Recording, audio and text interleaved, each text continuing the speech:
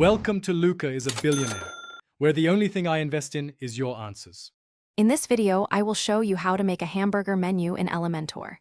This essential design element significantly enhances mobile navigation, making your website user-friendly on smaller screens. To start, simply drag and drop the Nav menu widget onto your page. Then, choose the specific WordPress menu you wish to display from the content settings. This foundational step sets up your responsive navigation. Now, let's personalize your hamburger icon. Navigate to the Style tab within the widget settings. Here, you can easily modify the icon's size, perhaps setting it to 25 pixels, and select a color that matches your brand. Crucially, define the breakpoint where the hamburger menu will activate, typically for tablet or mobile. Finally, align the icon precisely where you want it on your page.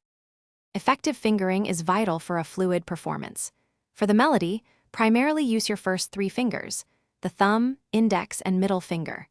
We will also incorporate essential chords like C-sharp minor and G-sharp major to enrich the sound. Practice transitioning smoothly between these chords and the melodic lines. Aim for a seamless flow, ensuring each note and chord rings out clearly and with purpose. Finally, let's explore some advanced options and ensure full responsiveness. Consider adding an entrance animation, such as a slide in from right effect, to make your menu appear more dynamically. Always check your menu's functionality across different devices, including tablets and smartphones, to guarantee a seamless user experience. Thoroughly test the menu on various screen sizes to confirm it looks and behaves perfectly, providing excellent navigation for everyone.